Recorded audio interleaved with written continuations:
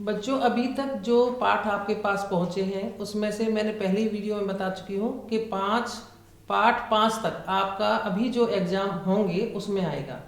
इसके अलावा अब जितने वीडियो आपके पास आ रहे हैं, इससे पहले मैंने कहानी लेखन वाला दिया है, उससे पहले मैंने चित्र वर्णन अनुच्छेद लेखन दिया है, और आज मैं अपठित गद्यांश का वीडियो आपके लिए यहाँ तैयार कर रही हूँ जो आपके पास पहुँच जाएगा। बच्चों ये जो जितना भी पाठ चल रहा है, अब मालूम है आपको ऑनलाइन सारी आपकी परीक्षाएं होने वाली हैं और उसमें पैटर्न भी थोड़ा बदल गया है। ऑनलाइन परीक्षा का मतलब जो सामने जब आप क्लास में बैठकर करते थे और अभी कंप्यूटर पर करेंगे तो उसमें तरीका आपको बदला हुआ, और उससे रिलेटेड मैंने आपको एक सैंपल पेपर भी आपको दिया था। सैंपल पेपर करने के लिए शायद आप लोगों ने किया भी है, उसके आधार पर ही सारी परीक्षाएं आपकी होंगी और जो भी परीक्षा से संबंध जानकारी होगी आपको समय पर मिल जाएगी। ठीक है। अपठित गद्यांश, अब जब इसको मैं जो डाल रही हूँ वो उसी तरीके का है जैसे मैं क्लास में पहले कराती थी, लेकिन इसमें जो तरीका एग्जाम लेने का है वो ऑप्शन का हो जाएगा। यानी आपके पास इसमें 2 या 3 ऑप्शन देंगे, आप पैराग्राफ को ध्यान से पढ़कर और फिर उसमें से ऑप्शन को चुनेंगे और सही आंसर पर टिक लगाएंगे, करेक्ट करेंगे। ये इसका सही तरीका जाएगा। मतलब इसके प्रश्नों के जो उत्तर हैं आपको विस्तार में नहीं लिखने हैं, केवल जो आपके पास ऑप्शन है जो वहां पर हमने दिए हैं ऑप्शन, उनमें से ही आपको एक को चुनना है। ये ध्यान रखेंगे।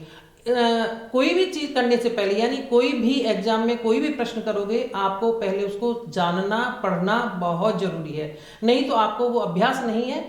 अभ्यास में सैटरडे को क्लास लेती हूँ, उसमें भी ये चीज क्लियर करूंगी, लेकिन फिर भी ध्यान से मेरी बातों को ध्यान से सुनिएगा आप लोग। ठीक है।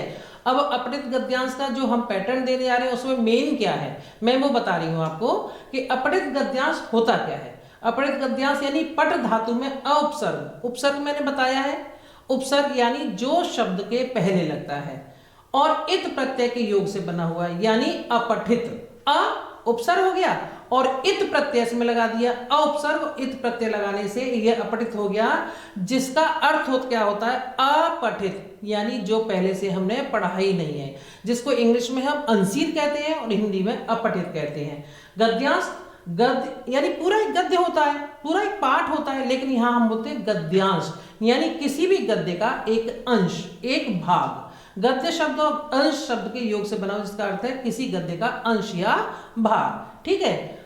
किसी गद्य का वह अंश जिसका अध्ययन हमने पहले न किया हो अपठित गद्यांश कहलाता है। सीधी सी बात है। अपठित का मतलब जो पढ़ा नहीं है। गद्यांश यानी जो गद्य है पूरा जितना दे रखा उसमें से हमने एक अंश ले लिया है।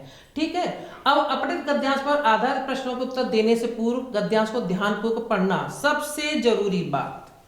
यदि आप अपने उत्तर सही चुनना चाहते हैं, चाहे ऑप्शन में हो चाहे उसके उत्तर पूरे आपको लिखने हो, लेकिन आपको चाहिए क्या कि आप उसको पूरे गद्यांश जो अंश दे रखा है, जो उसमें एक पैराग्राफ दे रखा है, आप उसको बहुत ध्यान से पहले पढ़ेंगे। तभी आप सोचेंगे अब ये तो बहुत सिंपल हो गया, मैडम ने तो सारे उत्तर दे रखे हो उसमें से हम टिक कर देंगे, लेकिन वो और ज्यादा टफ है। उसमें तो क्या था, आपको आंसर अपने शब्दों में, अगर उसमें से 4 शब्द भी आपने अनुच्छेद में से लेके लिख दिए तो आपको मार्क्स मिलने की गुंजाइश रहती थी, लेकिन यहाँ तो बिल्कुल सटीक आंसर को ही आपको टिक करना है। इसलिए बहुत थॉरोली, बहुत अच्छी तरह पढ़ना बहुत जरूरी है। दिया गया गद्यांश निश्चित तौर पे आपके द्वारा पढ़ा नहीं होता, अतः उसे एक ही बार में बहुत ध्यान से पढ़ें, एक ही बार में बहुत ध्यान से पढ़ें। ऐसा नहीं है कि पहले से पढ़ा नहीं है, कोई भी चीज अपठित है तो उसको आप जब पढ़ोगे, टाइम भी उतना नहीं होता है कि आपके बार बार प्रैक्टिस के लिए तो बार बार पढ़ सकते हो, लेकिन जब आप परीक्षा दे रहे होते हो तो उतना आपके पास समय नहीं होता। इसलिए जब जो भी पढ़ें उसको बहुत ध्यान से पढ़ें। यदि गद्य में पात्रों की चर्चा हो तो पढ़ते समय नामों को रेखांकित कर ली, जो मेन चीजें होती है हमेशा उनको रेखांकित कर लिए, अंडरलाइन कर लीजिए, कि हो सकता है इससे ये मेन चीजें हैं, इसको हम रेखांकित कर लेते हैं। अपठित गद्यांश के आधार पर पूछे जाने प्रश्नों का प्रकार क्या होता है। गद्यांश के लेख से संबंधित, यानी जो लेख पूरा दे रखा है उसके आधार पर होते हैं प्रश्न, सीधे प्रश्न होते हैं, और एक होता है व्याकरण। देखा होगा हमेशा हम एक दो प्रश्न, जब भी आपने अनसीन पैसेज किया है, जब भी आपने अपठित गद्यांश किया है, तो उसमें से एक दो प्रश्न हम जरूर व्याकरण के डालते हैं, और वो आंसर आपका उसी पैराग्राफ में छिपा होता है। मान लो कोई शब्द ऐसा आया, कोई भी शब्द ऐसा आया कि मान लो रात से रिलेटेड है, तो हम नीचे उससे ही संबंधित आपको देंगे कि नीचे दिन का जो विलोम शब्द है वो क्या होगा। आप पैराग्राफ अगर ध्यान से पढ़ा हो तो रात आप उसमें से देखे उसी में से हम पर्यायवाची शब्द भी देते हैं, उसी में से हम प्रत्यय भी देते हैं, उसी में से हम उपसर्ग भी देते हैं। यानी एक दो तरह के आते हैं, एक तो गद्यांश के लेख से संबंधित जो सीधे प्रश्न होते हैं, और एक व्याकरण पर आधारित। ठीक है, अब गद्यांश के लेख से संबंधित क्या होता है, शीर्षक देना। शीर्षक कैसे दे पाओगे, शीर्षक के लिए हमेशा ध्यान रखो पैराग्राफ जिस पर बेस्ड है, जिस पर आधारित है। मान लो हमने एक समय का पैराग्राफ ले लिया, पूरा समय का है, तो उसमें छोटा सा एक शीर्षक आपको समय का महत्व, मतलब जो जिस पर बेस्ड है, यानी समय के बारे में, समय से करना चाहिए, समय पर जाना चाहिए, समय पर सोना चाहिए, या उसमें कोई एक और कोई छोटा सा अंश जोड़ दिया, कोई अपना जीवन से कोई उदाहरण जोड़ दिया, लेकिन बेस तो आपका समय ही रहेगा ना। तो आप उसमें समय से संबंधित, यानी बिल्कुल सटीक जो शीर्षक होगा वो उस पर बेस्ड होना चाहिए। केंद्रीय भाव लिखना, अगर भाव लिखने होगा कि इसका सार लिख दीजिए, तो जो आपने पढ़ा है उस पर आप लिख देंगे। घटित घटनाओं से संबंधित, जो घटना उसमें दिखाई जा रही है उससे संबंधित, और सारांश लिखना, यानी सारांश लिखना, उसका सार लिखना, शीर्षक की उपयोगिता बताना कि इसकी उपयोगिता, जो शीर्षक है, जो मैंने शीर्षक दिया उसकी उपयोगिता। एक तो इस तरह के प्रश्न होते हैं, दूसरा व्याकरण से संबंधित होते हैं, जैसे संज्ञा। मैंने अभी बताया, आपको पहले बता दिया कि इसमें संज्ञा भी पूछी जा सकती है, सर्वनाम है, क्रिया है, विशेषण है, अवयव के भेदों, जैसे शब्दों के भेद हैं उसमें पर्यायवाची, अनेकार्थी, शुद्ध भिन्नार्थक शब्द होते हैं, मुहावरे, लोकोक्ति, इस तरह के प्रश्न भी ये अवयव के भेदों में से भी आपको पूछा जा सकता है। बहुत ज्यादा डिटेल में नहीं जाएंगे, क्योंकि अप टू 5th तक ज्यादातर हम बहुत सिंपल पर्यायवाची शब्द पूछते हैं, विलोम शब्द पूछते हैं, कभी अर्थ भी पूछ लेते हैं कि इसका अर्थ आपको पैराग्राफ में से देखकर लिखना है। अपठित गद्यांश से संबंधित पूछे गए प्रश्नों का स्वरूप क्या होगा। अब दो चीज है, पूछे गए प्रश्न का उत्तर एक या दो तीन पंक्तियों में भी हो सकता है, और बहुवैकल्पिक प्रश्नोत्तर। अब आपका जो ऑनलाइन में शुरू होगा वो बहुवैकल्पिक ही शुरू होगा, आपको इसी तरह के आंसर देने हैं। ये जो पहला पार्ट है इसको कट कर दीजिए बिल्कुल, क्योंकि अब जो आंसर है आपके इस बार जो आएंगे बहुवैकल्पिक, यानी ऑप्शनल होगा। आंसर आपके पास ऑप्शन में आएंगे, और आपको ऑप्शन में से ही एक आंसर उसमें से चुनकर डालना है। ठीक है, अब मैंने यहां पर आपको क्या दिया है, एक एक्सरसाइज करने के लिए दी है। किसी भी नगर, राष्ट्र या नगर में रहने वाला व्यक्ति नागरिक कहलाता है। उसे राष्ट्र के संपूर्ण राजनीतिक, धार्मिक या सामाजिक अधिकार प्राप्त होते हैं। नागरिक राष्ट्र का महत्वपूर्ण अंग होता है। राष्ट्र द्वारा किए गए अधिकारों का सही प्रयोग करने वाला व्यक्ति एक कर्तव्यनिष्ठ कहलाता है। प्रत्येक नागरिक का कर्तव्य है कि वह अपने अधिकारों के साथ साथ कर्तव्य का भी पालन करे। यदि वह अपने कर्तव्यों का सही पालन नहीं कर पाता तो उसे अधिकारों का पूर्ण लाभ प्राप्त नहीं हो पाता। प्रत्येक नागरिक का कर्तव्य है कि वह चरित्रवान, ईमानदार और यश प्राप्त बने। यानी ये जो शब्द, इस तरह के जो शब्द आते हैं कि इसमें एक नागरिक कहलाता, तो यानी एक इसमें एक प्रत्यय वाला आ गया जो व्याकरण का है, या राजनीतिक, धार्मिक, सामाजिक, इस तरह की लाइनों को हमें पहले ही अंडरलाइन कर लेना चाहिए।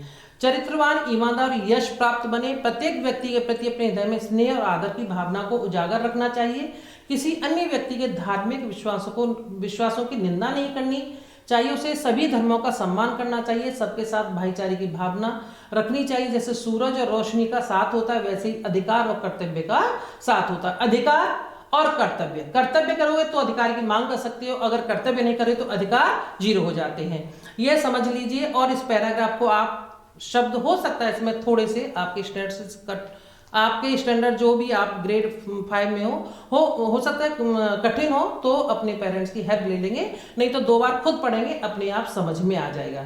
अब देखिए, उपरोक्त गद्यांश के आधार पर पूछे गए प्रश्नों के उत्तर दें। अब इसमें हमने प्रश्न दे दिए, जो हमारा पैटर्न है, जो हम अभी तक दे रहे थे वो पैटर्न मैंने दिखाया है कि दिए गए गद्यांश में आए सामाजिक शब्द में कौन सा प्रत्यय लगा है। एक नागरिक को कौन कौन से अधिकार मिले हैं। नागरिक को सबके लिए किस प्रकार की भावना रखनी चाहिए। अब ये जो प्रश्न मैं पढ़ रही हूँ, इनके उत्तर जब आप पैराग्राफ फिर वापस जाओगे उसमें देखोगे आपको सबके उत्तर मिल जाएंगे। यश प्राप्त शब्द में कौन सा समास है, इसको आप छोड़ देंगे, क्यों आप समास आपके में समास नहीं है, छोड़ देंगे। इस गद्यांश में किसके विषय में बताया गया, ये आप 4 प्रश्न इसमें से कर सकते हैं और इसके एक एक्सरसाइज के मैंने उत्तर भी यहां दिए हैं, इसलिए आप आगे नेक्स्ट देखिए उत्तर है। सामाजिक शब्द में इक प्रत्यय लगा है। राष्ट्र के संपूर्ण राजनीतिक, धार्मिक, सामाजिक अधिकार प्राप्त होते हैं। सबके साथ भाईचारे की भावना रखनी चाहिए। यश प्राप्त में कर्म तत्पुरुष समास है, ये आपके मतलब का नहीं है।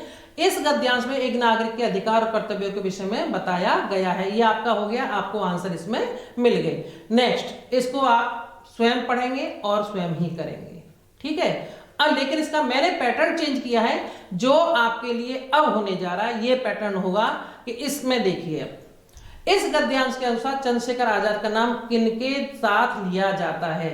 विद्यार्थियों के साथ, क्रांतिकारियों के साथ, मनुष्य की अधीरता, रास्ते।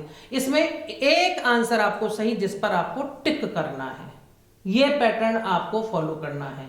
इसलिए ये मैंने एक्सरसाइज स्पेशली आपके लिए डाली है। ये हमारा जो पैटर्न है, हमारा पहले वाले पैटर्न के अनुसार अभी तक चल रहा था, लेकिन ये वाली मैंने एक्सरसाइज, आप जो अभ्यास करें इस तरह के अभ्यास करें जिससे आपको आंसर देने में आसानी हो जाए। पैराग्राफ को ध्यान से पढ़िए और पढ़ने के बाद में जो ऑप्शन है उसमें से एक ऑप्शन को आपको टिक करना है। प्रस्तुत गद्यांश के अनुसार आजाद कौन से ब्राह्मण थे, पैराग्राफ पढ़ेंगे। चंद्रशेखर आजाद के पिताजी का क्या नाम क्या था, इसमें से पढ़ लेंगे। गद्यांश के अनुसार आजाद क्या थे, ये इसमें से। अब 4 प्रश्न मैंने दे रखे हैं, चारों में से एक एक ऑप्शन ही सही होगा, उसको आप टिक करेंगे। ये आपको स्वयं करना है, मैंने इसके आंसर टिक नहीं किए जिससे आपको अभ्यास हो सके, ठीक है। इसी तरह से फिर नेक्स्ट मैंने दिया है, वो भी इसी तरह की एक्सरसाइज है, आप इसे पढ़ें और इसमें देखिए, इसके भी यही ऑप्शन वाले दे रखे।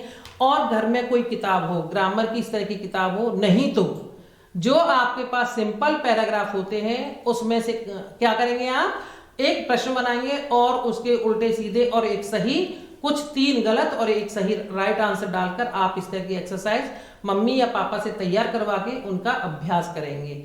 क्योंकि ये एक पार्ट होगा आपका एग्जाम का, आपको तरीका पूरा बताया जाएगा, लेकिन वो जो इसमें रीडिंग वाला पार्ट है, यानी अपठित गद्यांश वाला या अपठित पद्यांश वाला, वो इसी तरह का आएगा, इसलिए आपको ये बताया जा रहा है और इसी तरह की आप प्रैक्टिस करेंगे।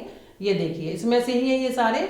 फिर इसके बाद नेक्स्ट मैंने पहले जैसी एक्सरसाइज दे रखी है, इसे पढ़ने से अभ्यास करने के लिए है। इसके बाद नेक्स्ट एक और एक्सरसाइज दे रखी है, जिससे, क्योंकि ये रीडिंग पार्ट होता है, जितना आप पढ़ोगे उतना ही आपकी जो शब्दावली है बढ़ती चली जाएगी और आप आंसर देने में बहुत अच्छे से आंसर देने में सक्षम होंगे, ठीक है। ये सब बहुत ध्यान से करिए और जो भी प्रॉब्लम होगी, जब भी सैटरडे को मेरी क्लास होती है, आप अपने डाउट्स के साथ मुझसे बात करेंगे, डाउट्स लेकर बैठेंगे, ठीक है। धन्यवाद।